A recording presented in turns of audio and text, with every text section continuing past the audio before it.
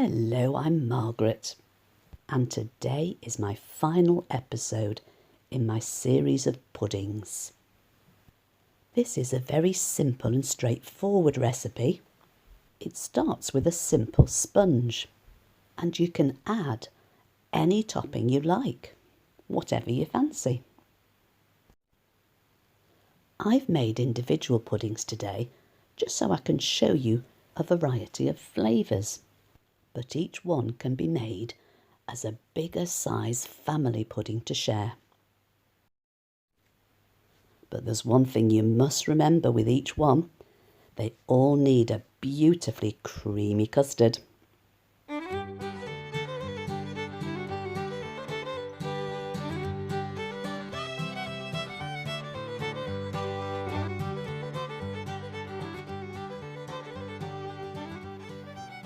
Now I'm going to start by making some caramel. You can pick up really good quality caramel in the shop, but it's sometimes nice to make your own, so this is how it's done.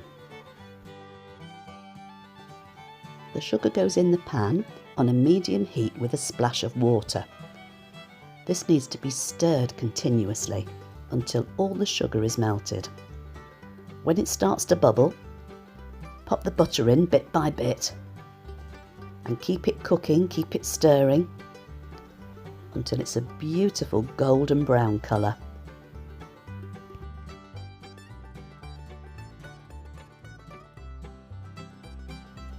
At this stage, pop in the cream and the salt and you're about done. You can pop it into a little jar until you need it. It will need to cool a little bit and it'll thicken as it cools.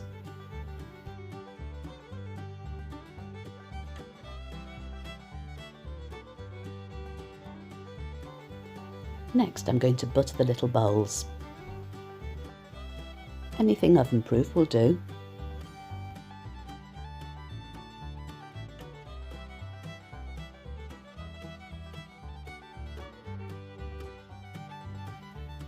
When you choose your toppings, pick something that will cascade down the sides of the puddings when it's hot.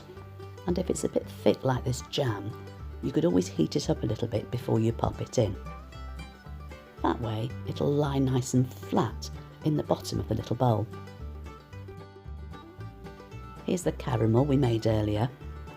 I've heated this up a little bit too, because it does set quite nicely in the fridge.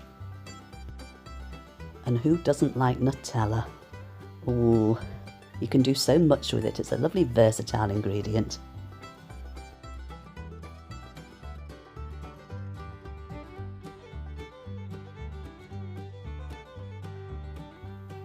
I've chosen golden syrup for my last one. It's something that my mum used to make when we were young. The golden syrup sinks beautifully into the sponge and flavours the whole of the dessert.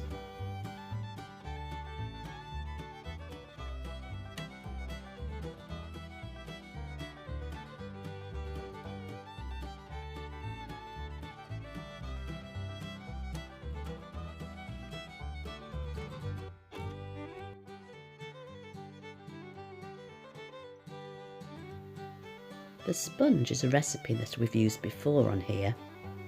It uses the same ingredients as a classic Victoria sponge, but as it's cooked slightly differently, it comes out differently. The flavours that you use sink into the sponge, and as it's cooked in a bain-marie, the steam keeps the pudding beautifully soft and moist. Now, before the metric system came in the UK, we used to use pounds and ounces. And this recipe was so easy to remember when we were young. It was always 8 ounces of everything and a little bit of vanilla. That now converts to 225 grams of everything. Doesn't quite roll off the tongue quite as easily as 8 ounces, does it?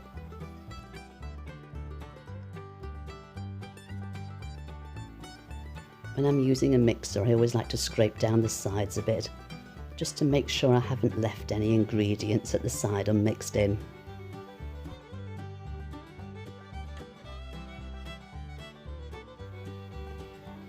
There we go. Now it's time for that vanilla.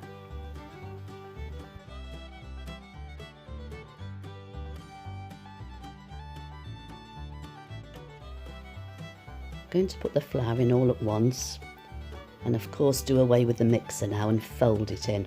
We don't want to overwork the flour, and as soon as it's incorporated, I'm going to stop mixing. This keeps the sponge nice and light and airy.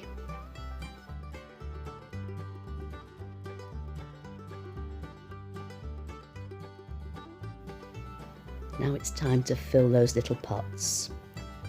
I'm going to put it in quite carefully, trying not to disturb the flavours at the bottom.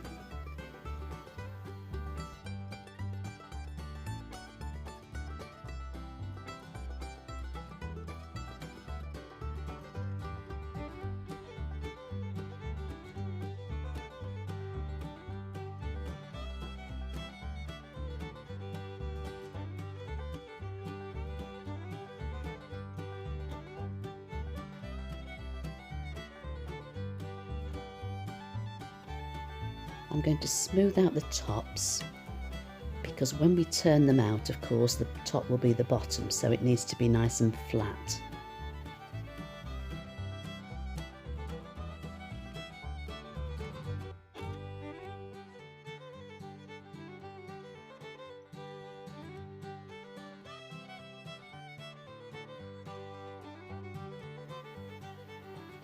Now I'm going to put these into the bain-marie.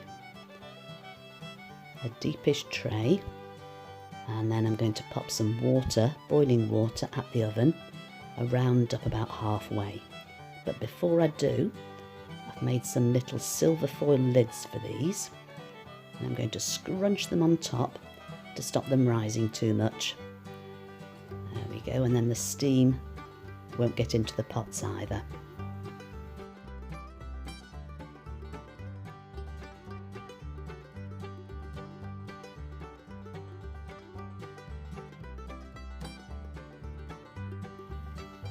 As soon as you take the lids off, you'll smell that lovely sweet sponge. You'll just need to loosen round the edge a little bit with a knife, and then pop them upside down into a bowl. Doesn't that look good? Just a drizzle of custard, and I'm going to dive in while it's hot.